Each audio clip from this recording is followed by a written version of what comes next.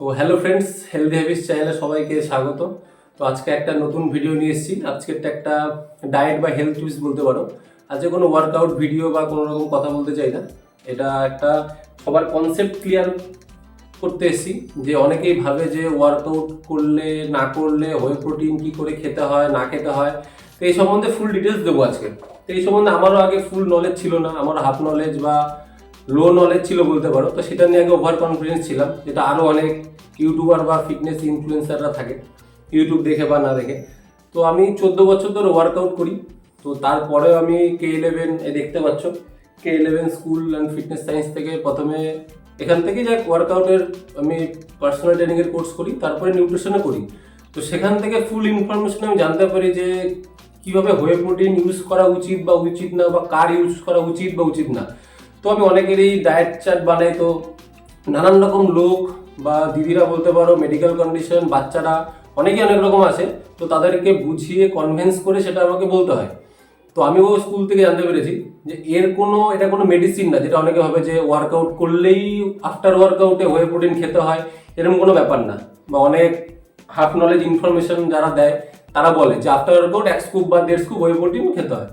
তো প্রথমত এটা কোনো ওষুধ না, এটা প্রোটিন রিকোয়ারমেন্ট। তো আমরা যেমন ডিম, চিকেন, ফিশ, পনির, সয়াবিন, যে কোনো প্রোটিন সোর্স আছে, তো সেটা রিপ্লেসে আমরা খাই।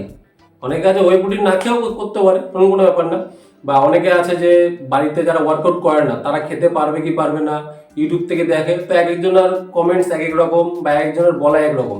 আবার অনেকে আছে 2 মাস 4 মাস 6 মাস জিমে যাচ্ছে, তার নলেজ আবার আরেক রকম। তো আলটিমেটলি সবাই কনফিউজ যে আমি ওয়াই প্রোটিন ইউজ করবো কি করবো না, বা করলেও কখন করবো। তো সেটা বলতে চাই, তোমরা যে কোনো টাইম ইউজ করতে পারো, ওরকম কোনো ব্যাপার না। সাপোজ অনেকে মর্নিং ওয়ার্কআউট করছো, মানে আর্লি মর্নিং, তো তখন তারা আফটার ওয়ার্কআউট ইউজ করতে পারো। তা যদি তোমার বাড়ি গিয়ে মিল থাকে ডিম বা চিকেন বা ফিশ, তো না ইউজ করতে পারো। আর আলটিমেটলি ভালো মানে মাসেল ব্রেকডাউন করার পর বডি চায় একটা লিন প্রোটিন আর ফাস্ট অ্যাবজর্ব কোনো প্রোটিন। তো সেই সোর্সে আমরা ওই প্রোটিন ইউজ করি। তো আবার অনেকে আছে যারা বিগিনার, মানে 1 দিন 2 দিন জিম ওয়ার্কআউট শুরু করেছো বা 1 মাস 2 মাস হয়েছে, তারাও আমাকে এসে বলে দাদা ওয়েট নিয়ে খেতে পারবো, আমি তো বিগিনার। বা অনেকে আছে আমি ওয়ার্কআউট করি না, তাহলে আমি খেতে পারবো। যে কেউ খেতে পারে, পৃথিবীতে যত মানুষ বেঁচে আছে, যত প্রাণী বেঁচে আছে, যে কেউ ওয়ে প্রোটিন খেতে পারে। একটু অ্যাফোর্ডেবল প্রাইসের মধ্যে নেওয়ার চেষ্টা করবে, যেগুলো একটু ভালো, বা কারোর থেকে ইনফরমেশন নিয়ে। বাট হাফ ইনফরমেশন কারোর থেকে নিও না, যে ভালো জানে বা নিজে সে খায় তার থেকে জেনে খাওয়ার চেষ্টা করো। আচ্ছা, ব্যাপারটা হচ্ছে তুমি বিগিনার হও, ইন্টারমিডিয়েট হও, অ্যাডভান্স হও, প্রোটিন সবার প্রয়োজন। আর বিশেষ করে যখন তুমি জিমে ওয়ার্কআউট করছো, মাসেল ব্রেকডাউন করছো, তো তখন তো প্রোটিন প্রয়োজন। তো সেখানে তুমি ইউজ করতেই পারো। আচ্ছা, অনেকে বলে আগে কি খাওয়া যায়? আগে অবভিয়াসলি খাওয়া যায়। এখন তুমি আর্লি মর্নিং উঠছো, কেউ প্রাইভেটে যাচ্ছ, কেউ অফিস করছো, কেউ মাঠে খেলতে যাচ্ছ, তার 2 ঘন্টা 4 ঘন্টা পর এসে ওয়ার্কআউট করছো। তো তুমি প্রি ওয়ার্কআউট ইউজ করো। প্রি ওয়ার্কআউট বলতে তুমি ফার্স্ট মর্নিংয়ে খেতেই পারো, খেয়ে তারপর তুমি তোমার কাজ করলে তারপর জিমে আসলে খেতেই পারো। এবার জিম করার পর তারপরেও যদি কি অ্যাফোর্ড করতে পারো, তারপরেও সে খেতে পারো, বা অন্য কোনো মিল নিতে পারো প্রোটিন জাতীয়, ডিম চিকেন যাই হোক। বাট তারপরেও খাওয়া যায়, এরকম কোনো ব্যাপার না যে আমার অনেকে বলে যে দিনে 1 স্কুপই খাবো না 2 স্কুপ খাবো। তোমার যদি অ্যাফোর্ড করার ব্যাপার থাকে না থাকে, তাহলে তুমি দিনে 3-4 বারও খেতে পারো, এরকম কোনো ব্যাপার না। বাট দেখতে হবে প্রয়োজনটা কতটা আছে, বা তুমি প্রোটিন সোর্স নিতে পারছো কি পারছো না। এবারে কাদের অবভিয়াসলি প্রয়োজন, যারা ফ্যাট লস করছো, তারা বেশি মাসল ব্রেকডাউন করতে পারো না, কারণ বেশি ওয়ার্কআউট তারা করতে পারে না। তো সেখানে তাদের ডায়েটের প্রতি ফোকাসটা বেশি দিতে হয়। তো সেখানে তুমি ইউজ করতে পারো প্রোটিন। আচ্ছা, সেই প্রোটিন তুমি প্রি ওয়ার্কআউটে ইউজ করতে পারো, পোস্ট ওয়ার্কআউট ইউজ করতে পারো, ডিনারে ইউজ করতে পারো, ইভিনিং ইউজ করতে পারো, যে কোনো টাইম। বাট সেটা মিল হিসাবে এমন মিল নেবে যে তুমি ওয়ে প্রোটিন খেলে তারপরে আবার চিকেন খেলে বা ডিম খেলে, ওটা করার কোনো প্রয়োজন নেই। তুমি যখন একটা মিল নেবে বা ওয়ে প্রোটিন নিচ্ছ, সেটা একটা প্রোটিন। তার 2 ঘন্টা 3 ঘন্টা কোনো প্রোটিন নেওয়ার তোমাদের প্রয়োজন নেই। তার অন্য কোনো পর 2 ঘন্টা 3 ঘন্টা পর তুমি প্রোটিন ইউজ করতে পারো। আচ্ছা, এরপরে আছে যারা সুগার পেশেন্ট বা কোলেস্টেরল আছে, থাইরয়েড আছে, তারা কি খেতে পারবে? যে কেউ খেতে পারবে। অবভিয়াসলি তাদের খাওয়া তো উচিতই। তাদের একটা মিল রিপ্লেস হয়ে যাবে ওই প্রোটিনটা খেলে, আর ওই প্রোটিন খাওয়ার সময় তুমি অন্য কোনো মিল নেবে না। এটা হচ্ছে মেন। বা যারা দিদিরা কাকিমারা আছো, অনেকে আবার মহিলারাও ইউজ করতে পারবে কি পারবে না। অনেকে দেখি ফ্যাট বার্নার খায়, ফ্যাট বার্নার খাওয়ার সময় সে ভাবে না যে আমি খেতে পারবে কি, আমার জন্য প্রয়োজন কিনা। কিন্তু ওয়ে প্রোটিন খাওয়ার সময় সে ভাবে যে এটা কি আমার জন্য বা আমার জন্য না। তরুণ কোনো ব্যাপার না, যে কেউ খেতে পারো। বাট সেটা তোমার যার গাইডেন্সে থাকবে, যে ট্রেনারের আন্ডারে থাকবে, বা কোনো ট্রেনার আন্ডার না থাকলেও যে ভালো জানে তার থেকে জেনে ঠিকঠাক ইনফরমেশন নিয়ে ঠিকঠাক ওয়ে প্রোটিনটা খাওয়ার চেষ্টা করবে। কারণ আজকে ফ্লিপকার্ট, আমাজন খুললে কয়েক ওয়ে প্রোটিন সার্চ করলে হাজার রকমের ওয়ে প্রোটিন আমরা পেয়ে যাই। তো তার মধ্যে কোনটা ভালো না, কোনটা আমার জন্য ইউজ করতে পারবো, তার মধ্যে ওই আবার নানান রকমের হয়। Mass gainer, whey protein concentrate, whey protein isolate, whey protein blend, whey protein hydrolyse, নানান রকমের। তো কেউ ঠিকঠাক জানে না যে কোনটা ইউজ করা উচিত। একমাত্র যার নলেজ আছে বা যার এক্সপিরিয়েন্স আছে, অনেক বছর ইউজ করে, তারপরেই সে জানতে পারে। আমিও 14 বছর করার পর আমি জানতাম না যে আমার কোনটা করা উচিত, ঠিক ইউজ করা, বা আমি আমার স্টুডেন্টদেরও ঠিকঠাক বলতে পারতাম না যে কোনটা তোমার ইউজ করা উচিত, যারা তারা যখন আমাকে কোশ্চেন করতো। তো তারপরে আমি K11 থেকে কোর্স করার পর জানতে পারলাম কার কতটা কি প্রয়োজন, কার বডি ওয়েট অনুযায়ী, সেটা পুরো আলাদা ম্যাটার। বাট বেসিক টুকুনি যে কোনটা ভালো বা কে ইউজ করতে পারবে, এই মিথটা এখন অবধি আমাদের ইন্ডিয়াতে ক্লিয়ার হয়নি। মানে যায় অনেকে ভাবে যে ওয়ার্কআউট করলে হয়তো ওইটা খায়, আবার অনেকে আছে ওয়ার্কআউট করে বাট 5 দিন 7 দিন কোনো কারণে সে জিমে আসতে পারছে না, সে খায় না। তো সেটা ওষুধের মতো, মেডিসিনের মতো ইউজ করে যে ব্যায়াম করলেই হয়তো ওই প্রোটিন খেতে হয়, এমন কোনো ব্যাপার নেই। তুমি তোমার যে কোনো একটা মিলে রাখতে পারো। যারা ওয়ার্কআউট করো তারা পোস্ট ওয়ার্কআউট রাখতে পারো। যদি অনেক মর্নিংয়ে ওঠো বা ইভিনিং ওয়ার্কআউট করছো, তোমার যদি ব্যায়ামের আগে টাইম থাকে 2 ঘন্টা 3 ঘন্টা, তুমি আগে খেয়েও করতে পারো, কোনো অসুবিধা নেই।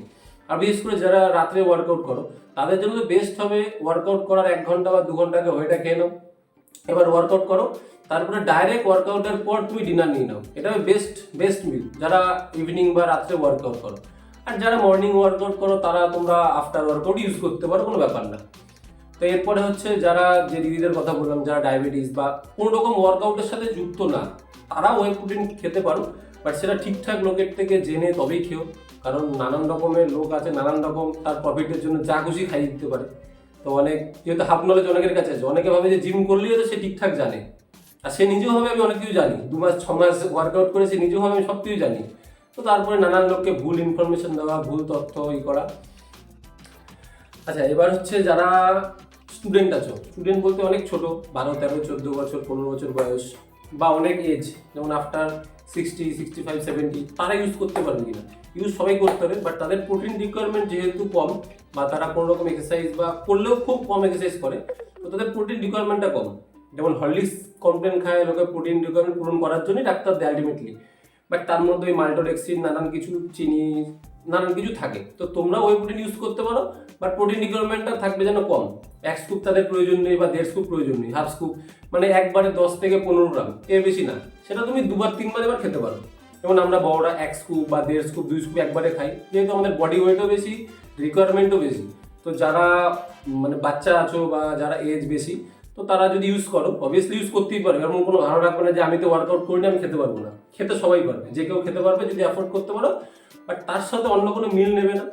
ব্যাপারটা ওখানেই, কারণ মিল রিপ্লেসেই ওইটা খাওয়া হয়, তো সেখানে ইউজ করতে পারো। আর আরেকটা ইনফরমেশন আমার ভিডিওতে বা রিলসে তোমরা দেখতে হবে যে হোয়েটা আমি কোকোনাট অয়েল দিয়ে ইউজ করি। অনেকে জিজ্ঞাসা করে কোকোনাট অয়েলটা কেন ইউজ করো? হয়ে এমনি অ্যাবজর্ব হয়, এমন কোনো ব্যাপার না। বাট যখন আমরা কোকোনাট অয়েল ইউজ করি, ওটা হচ্ছে ফুল ফ্যাট। কোকোনাট অয়েলে দেখবেন 95% টু 98% ফ্যাট থাকে। তো সেই ফ্যাটটা ইউজ করলে ওয়ে প্রোটিনটা অ্যাবজর্ব ভালো হয়, ডাইজেশন ভালো হয়। অনেকে না খেলে না খেতেই পারো, কারণ আমি যে যাদের ডায়েট চার্ট বানাই তাদের সেভাবেই লিখি যার যেরকম রিকোয়ারমেন্ট। বাট এটা যে কেউ খেতে পারো, আর খুব বেশি না হলে তুমি নর্মালি খাও, তাতেও কোনো অসুবিধা নেই। আর আরেকটা জিনিস, ওয়ে প্রোটিন কেউ দুধ, গরম জল, ছাতু, এসব দিয়ে মুড়ি, অনেকে এসব দিয়েও খায়, আমি দেখেছি। অনেকে দুধেও খায়, ম্যাক্সিমাম আছে দুধে কলা দিয়ে শেক করে খায়। তো ওয়ে প্রোটিনটা খাওয়ার কারণই হচ্ছে ওটা লিন প্রোটিনটা নেওয়া, ওর মধ্যে থেকে ফ্যাট, কার্বোহাইড্রেট বাদ দেওয়া। তো যখন তুমি দুধ কলার মধ্যে অ্যাড করছো, ওর মধ্যে আবার সেই ফ্যাট, কার্বোহাইড্রেট সব ঢুকে গেল।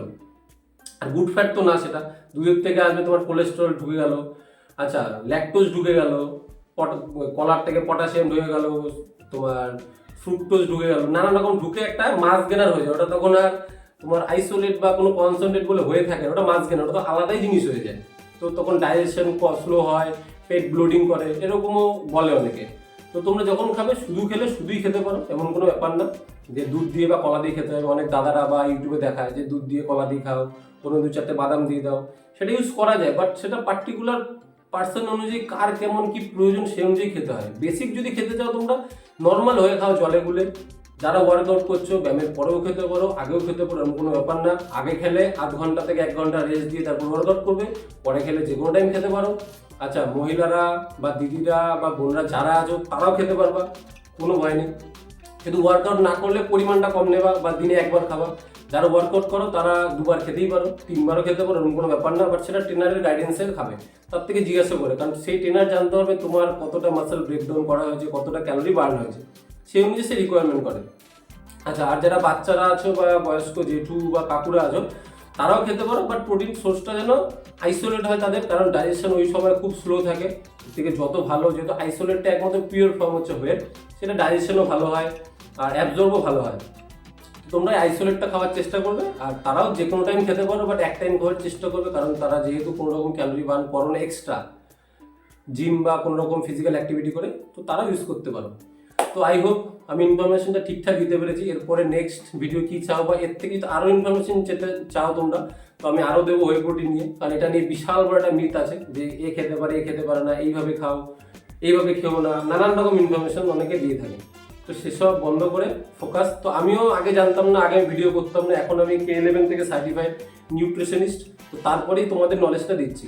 তো হাফ নলেজ যার থেকেই নেবে তার থেকে একবার যাচাই করে নেবে যে সেই ইনফরমেশনটা কোথা থেকে পেয়েছে বা সে তার ইনফরমেশনটা ঠিক কি ভুল।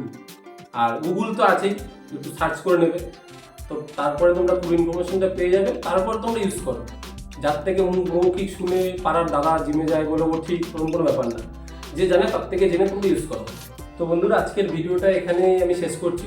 এরপরে যদি নেক্সট কারোর কোয়ারিজ থাকে বা কোনো রকম কিছু ইনফরমেশন জানার থাকে তোমরা কমেন্ট করতে পারো। আর নেক্সট ভিডিও কী চাও বা কী ধরনের ভিডিও তোমরা চাও বা কী ধরনের ডায়েট থেকে তোমরা জানতে চাও বা যে কোনো সাপ্লিমেন্ট, আমি সব রকম সাপ্লিমেন্ট থেকে পরপর ভিডিও দিয়ে থাকবো। তাও তোমাদের যদি আগে কোনো রিকোয়ারমেন্ট থাকে বা জানার থাকে যে এই সাপ্লিমেন্টটা বা এই মেডিসিনটা কী করে ইউজ করার বা করতে হয়, তো তোমরা কমেন্ট করতে পারো। আমি অবশ্যই নলেজ যেটুকু জানি আমি অবশ্যই দেবো, প্রপার নলেজ। আমি কোনো এই বই থেকে পড়ে যেটুকু জেনেছি বা স্কুল থেকে জেনেছি সেটাই বলবো। আমি কোনো অন্য লোকের পাশের দাদা বা আমি 14 বছর আগে কী করেছি ওসব কোনো নলেজ দেবো না। যেটা সায়েন্স বলে বা যেটুকুলো সব মানে